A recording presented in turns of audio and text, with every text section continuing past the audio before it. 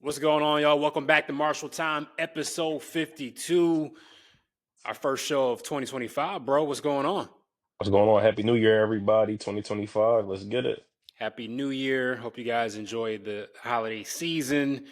2025 is here, and already a lot to talk about in the sports world. For this first show, we're gonna do a little. We're gonna dip in the NFL and the NBA, but it all comes together. For this first episode of the new year, we want to just enlighten some of the fans here across the world, expose, I would say, a lot of owners across the NFL, especially, and we'll talk about the NBA. I know we mainly talk about hoops, but we could talk football as well. By the way, shout out to the Eagles. Yes, Uh, sir. One win away from the NFC Championship game, and then we'll take it from there. But we'll neither here nor there. We'll talk about that in due time. There's hope sellers, there's truth tellers, and in the pro sports world, it's a lot of owners that are selling hope. You feel me, bro? As Sixers fans, we know that to be true. Let's go down the list of teams that are bad. And I don't look at the players first. I look at the ownership. Show me a bad team, and I'll show you a bad owner. The Titans, third GM in 4 years. The Giants, paid Daniel Jones and you let Saquon Barkley walk away. Thank you, by the way. Got to send you a thank you card for that one. The Jaguars, it really doesn't matter. You're a joke. The Patriots, Robert Kraft, yes. You've lost your way. Third head coach in 3 years. Maybe Mike Vrabel is the answer. We'll see. The jury's out. He still has to put together a team. The Jets, Woody Johnson, you're getting advice from your sons who play Madden. The Saints, who believed in Derek Carr. The Falcons, who believed in Kirk Cousins. And the Bears, who just can't get right, period. All that to say is these owners are kind of annoying me because in the grand scheme of things, you know nothing about the game that you're involved in. You come from money. You have the means to buy these teams. You're business people. Kudos to that. More oftentimes than not, you're inheriting these teams. You come from money. Woody Johnson's from the Johnson & Johnson family. You know more about baby powder than the actual game of football.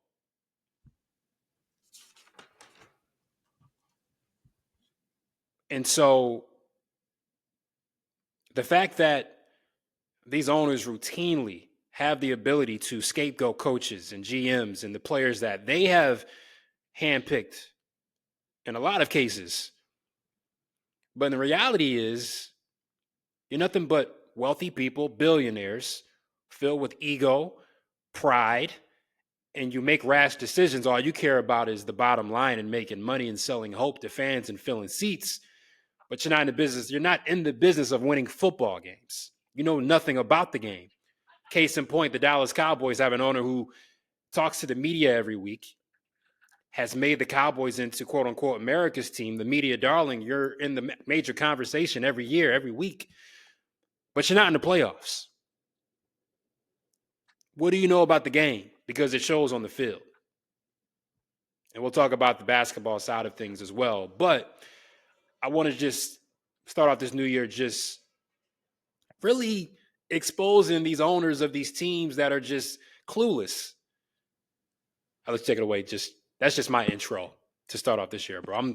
I'm just really annoyed, and there's an owner for the Sixers who's really annoying me too. And this is where it's all going to come back, I promise you. But I'll let you take it away for now. Yeah, nah, as far as the NFL side of things, man, you hit it right on the nose. And I feel bad for the fans of these teams, man, because you look at it, a lot of these fans, when it comes to football, I feel like football is the most passionate sport when it comes to fandom. You know what I mean? Like other sports, people, they'll follow players. You know, they'll follow a team because of the logo or something. But a lot of times in football, it's, oh, I like this team because I'm from this area. Oh, I like this team because my dad liked this team, or Hmm. my mom or somebody in my family like this team. You know, people take football to the core, you know what I mean? Like it's a lot of diehard football fans more than anything else, especially in America at least. And these owners, like you said, they're selling a dream, right? You know, they're going to make the signings that, you know, look good on paper, but in reality, are they really looking good on paper? Like you look at the Jets, like I like Aaron Rodgers. That was a good sign. Everybody thought that was a good sign, and you know, on paper, you know, most people did. But as we see, it just didn't pan out, right? So now, what's their next direction? And then you got owners that are they're so focused on what the standard is, like what's the norm. You look at the Giants, right? Daniel Jones, you know, they go to the playoffs with Daniel Jones as starting QB. And then, you know, when it's time to pay him, they say, you know what? You know, history and the standard shows us that running backs don't last that long.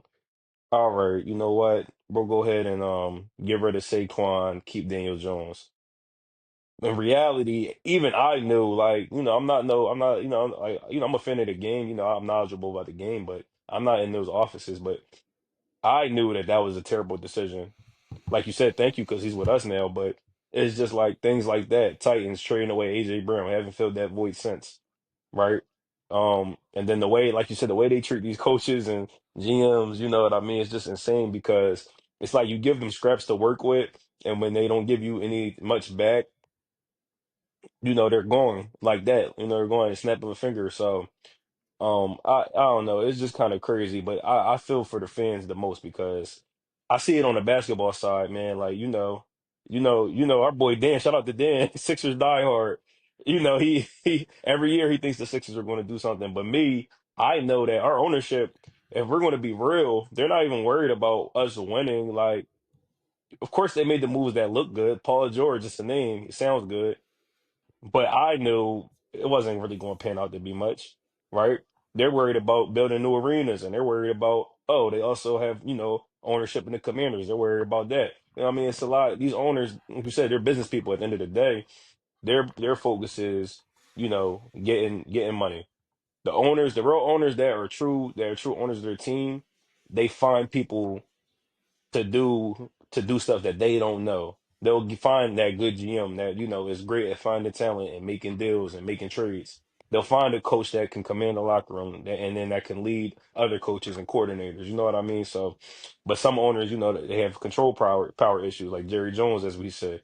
So it's just all over the place, honestly. Atlanta Falcons ownership. You just wanted to sell hope to your fans because it's a Falcon fan base that isn't. They're not used to winning. So we signed Kirk Cousins. We know who Kirk Cousins is. A regular season quarterback. He's going to give you the gaudy numbers. National media loves him. You're going to win games. Look, you get Kirk Cousins, you're guaranteed 8, 9 wins, right? You're guaranteed. Put up numbers. We get Kirk Cousins. What was it? Was it Kirk O'Bangs? Kirk with the chains on, the hype. Hmm. You're selling season tickets. You're selling jerseys.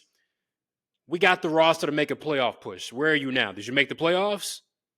The Buccaneers won the NFC South, led by Baker Mayfield. What 9-7 record, Something something like like that. that. 8-8, 9-7. Regardless, you ended up benching Kirk Cousins for Michael Penix, looking stupid. But once again, this is ownership selling hope. And so I was really annoyed, bro, about just it was more so across the NFL, seeing all these job openings. The Raiders firing Antonio Pierce, the Jags firing Doug Peterson, the Jets and just their whole mess, the Giants and what they got going on. Like, and you look at these people's resume, I'm like, you're a billionaire. So you're used to having your way. You're used to excelling. Obviously, you've done something right outside of inheriting this money in these teams from a family ownership. It passes on down in a lot of cases. So if something doesn't go right and you're seeing your fellow billionaire friends winning and doing well, you're like, I got to make a move quickly. Forget about actually what it takes to building a capable, competent front office to build a team. No, this is not working. Let's pivot to the next. Let's pivot to the next. Every other year, it's the same thing. It's the same franchises usually, too. We don't hear this about the Eagles. Jeffrey Lurie, one of the best owners in the game. We don't hear this about the Chiefs. We don't hear this about the Steelers, the Ravens. There's a reason why. Because the owners know their place. You fund it. You're the business side. You use that business savvy to make the money, to market, and also to recognize great leadership qualities in GMs and operations and a head coach. That is your job. We don't want you on the videos. We don't want you in the interviews. We don't want you even picking the players. As far as I'm concerned, I don't want an owner in a draft room. I don't. Because what are you adding to the conversation? You may not remember this, bro, and some of you listeners might not remember. The Kings owner thought Buddy Hield had Steph Curry potential. Yeah, the Buddy Hield that Warriors fans are now trashing. We'll talk about that a little later, but these are the people who are making these choices in these front offices. So when you show me a bad team, I'll show you bad ownership. Which leads me to a bad team, the 76ers. You know the owner's Josh Harris, right? You sort of alluded to it. Do you know his background? I don't. I don't. I'm looking at his Wikipedia page. We actually share birthdays, December 29th. That's what's up. He's co-founder of the private equity firm Apollo Global Management. Don't know what that is. But this is what I want you to pay attention to. Managing partner of the 76ers, the New Jersey Devils of the NHL, and the Washington Commanders of the NFL. If I read that off to you, what does that tell you? He's worried about money. He's all over the place. He's not focused on the Sixers. Out of all those teams I mentioned, which team is all the rage right now? Sixers. Well, if you're rage as in good rage or bad As rage? in like attention and actually competing for something. Oh, Commanders. Commanders. You have the rookie quarterback in Jayden Daniels. He's at the Commanders game. He's not thinking about the 76ers. I mean, honestly, I think the last time like the Sixers had a respectable front office was the Pat Croce days, back when we had AI and we made the champion, the finals run. So I just think that a lot of these owners have no idea what they're doing, and I think it's about time that it's talked about more and exposed more, because a lot of times these coaches are put in no-win situations, a la New England, a la Las Vegas, the Jets. Like every year it's the same scenario. And I was tired of it, bro.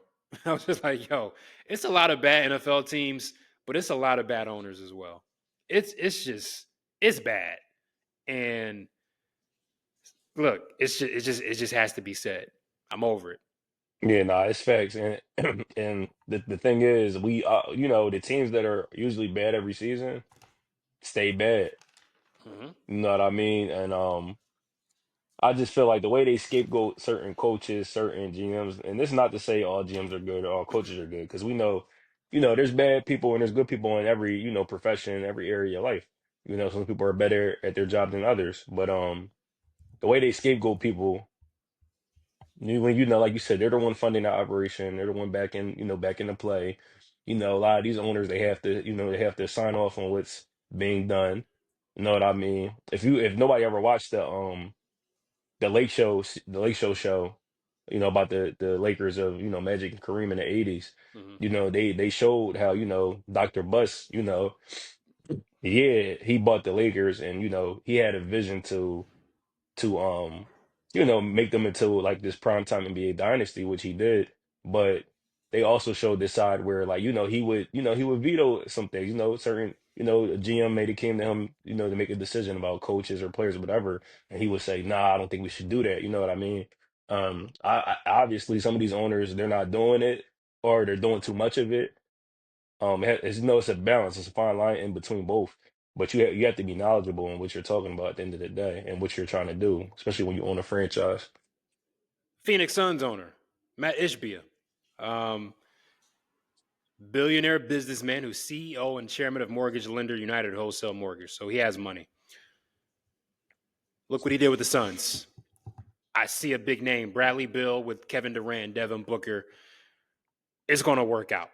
You're playing fantasy football, bro, fantasy basketball, just putting big names together, but you have no idea on what it takes to actually build a winning franchise. It's kind of a disrespectful to the fan base to say, okay, we have Kevin Durant, Devin Booker, Bradley Beal, but how do you round out this roster to make it cohesive and actually guys who can fill in specific roles that are needed to make up for what KD and Devin Booker and Bradley Beal to amplify what they bring to the court, right? You can't just have three big names and the rest of the roster is filled with guys who aren't really elite in their roles. That's the issue with the Suns. You have three big names, guys who need the ball to rock out and are talented, but the rest of the guys are not stars in their roles. They're just not. And so, another example of a billionaire businessman who's used to having his way and succeeding and saying, oh, I have the money, I have the big names with me, this is going to work. But no, what do we see at the top of the Western Conference? The Thunder, the Grizzlies, the Rockets, teams that were built organically and have grinded up and have the cohesive unit and the chemistry. And we're seeing it right now. And the basketball roster makes sense. It makes sense when it comes to basketball. So, I mean, you can go. I mean, the Bulls. What are they doing? More Harbor ownership. I don't know how Bulls fans do it because what? I guess they're 10th again in the Eastern Conference. You're like a yearly playing invitational Yeah. team right now. Like, what do we? Why is Zach Levine? Why is Vuce? Why are they on the roster? Like, what are we doing here? Trash ownership. Trying to sell hope, trying to make money. That's at the end of the day, that's what these billionaires want to do. They don't care about winning a championship. They'll lie to you. They'll try to sound good. But what do you actually know about winning and putting together an actual team that can compete? That's not where they come from. It's just not. You know what I mean? And the Kings owner, Vivek Randavi, I'm not sure if I'm saying his last name right, but yeah, he thought Buddy Hield had Steph Curry potential years ago when they were acquiring him. And anybody with a basketball brain laughed at it immediately. And once again, but the Kings, I know they made the playoffs last year, but it was years. It was a drought. And once again, they fired Mike Brown. The Kings are one of those franchises in the NBA where I look at like it's unstable. You can't trust it. You just can't. Look at ownership. At the end of the day, you show me a bad team, I will show you bad ownership. So fans of the Titans, the Jets, the Giants, Jaguars, Falcons, Saints. I'm missing anybody? Browns, The Browns, Cowboys for right now, Cowboys, the the Kings. Yeah, Giants, the yeah, Giants, the Kings. Kings, the Poverty, just Bulls. poverty franchises. Like You know what I'm you saying? know Like, poverty what? Like franchises when you it's see them. and you're going to be poverty until your ownership changes or your ownership changes their mindset and philosophy. But until then, or unless you luck out and get a generational talent in the draft, which you'll probably mess up anyway because you don't know how to build the team around that generational talent. So it's a waste anyway, right? That's the reality of it. And it's kind of crazy when we talk about these teams that have been in poverty for so long because in both leagues, the NBA and the NFL set it up to where if your team is not that talented, they set it up for you to get better the next season and the season after that. But we keep seeing the same teams be bad pretty much every season. You know what I mean? Like, of course. they'll, some of these teams will make a appearance here and there. Like the Jaguars had their little time when they had Ramsey and them guys, but then they're back to reality, right? The Kings, like you said, they made the playoffs one season. Now they're back to, fighting for a playoff spot. The Bulls, like you said, they're in the play every year. It's just so crazy because the league is set up, if you're a bad team, you're going to have a high draft pick. Like it's just little, even when it comes to free agency, if you draft a guy, you have the ability to pay him more money than other teams, to stop him from leaving the free agency. There's so many rules put in place for teams to get better, and a lot of these teams just fall short every time. Yeah, bro. So for this first show, I just wanted to. It was annoying me seeing all these head coaching changes and GM nonsense and ownership. I was like, you know what? I got, I just got to let loose on these owners because they don't know what they're doing. They're wealthy people. Make no mistake. They're business minded, but they have no clue about the game that they're involved in. Just because they got money doesn't mean they know what they're doing. There's a lot of wealthy fools in this world, and there's a lot of owners in the professional sports who are in that category, and the results speak for themselves. This isn't hearsay. This isn't opinion. This is facts. We judge teams and ownerships and front offices on the results of the team. And these bad owners, these bad teams, I look at your record and your yearly performance, it's trash. Couldn't be me. Y'all be easy though. On this side, we're enjoying great ownership, Jeffrey Lurie, great management, Howie Roseman, and it trickles down. What do you see? A talented team. It's really easy if you think about it. It's really simple, Yeah, it all starts up top. And that's but a not to hard. say, it's not to say like your team's going to be good every year, because even with the Eagles, we'll have a down year or Of course, two, there's and always a then we'll down get year. back. But the thing about the Eagles is like Jeffrey Lurie understands that if something's not working, you have to switch it up. Yep. You know what I mean? We saw what happened. All right, we saw what happened with the McNabb and Reed era. It wasn't working out. We couldn't get over that hump. All right, cool. Maybe it's just not for us. We go through a little rough patch. We find Carson Wentz. Carson Wentz was good for us for a time. You know what I mean? And it didn't work out. And now we're here with Hurts. You know what I mean? And we made the Super Bowl. We're back in contending now. So Jeffrey Lurie gets it. He understands. You know what I mean? And he's not one of them owners that's all in the media. He lets Howie Roseman do what he needs to do. He lets the coaches do what they need to do. It's not hard. You got, like you said, you got the money to fund it. It's just about putting people in the right position at that point. Yeah. So all the fans of teams that we've mentioned, I don't know what to tell you. Um, Hope for the best. We'll see what changes. Maybe you luck out in the draft and you get a generational talent somewhere. We'll see. Um, but yeah, your owners are highly questionable, very questionable. So, but we're fans, so we're going to keep supporting these teams, buying the tickets, buying the merchandise because we're fans and the owners know that. And so it's just a never ending cycle. But I can't relate on the football side of things because we're competing for a championship. And honestly, for a while now, definitely for most of your life, bro, the Eagles have been one of the best run franchises in the NFL, Yeah. in sports, period. I mean, just consistently winning. May not win a championship every year because it's so hard to do, but year in and year out, they're in the conversation. And so that's all you can ask for as a fan, that you have confidence that your ownership and your front office is doing its job to field the best team possible. Like Howie Roseman admitted the mistake by getting an A.J. Brown because Jalen Rager was a total flop. But what does he do?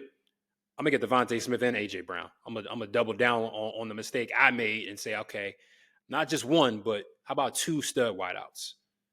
Oh, the Giants messed up. I'm gonna swoop in and get Saquon, and look what we have. Yeah. Um, We and saw we saw so our defense was bad last year. What did they do? They went and go get Vic Fangio a highly touted coordinator. Now we have the best defense in the league. yeah, So yeah, and so yeah, I mean it's really simple. And so to close this all out, salute to the owners who actually know their role and have a clue about what to do and how to build and how to seek out leadership. and giving the people that you hire a chance. It's the worst thing you can do in a hiring position, to where you hire a person knowing that the situation is horrible and it isn't designed for them to succeed right away, but you give them a short leash. That's the worst thing you can do. And then you're in a never-ending cycle of change and turnover and people not wanting to be there. That's how bad culture and bad habits develop. It's the same place in your workplace. It's nothing new under the sun. It's just pro sports and billionaires with no clue. So that's all I got. We got more episodes coming. We're going to start doing 2 shows a week. We're very excited about that. But yeah, your owners are trash, and your teams are probably going to be trash next year too. So good luck. Don't forget, we're on Apple Podcasts, YouTube, Spotify, and we'll see y'all next time. Peace out.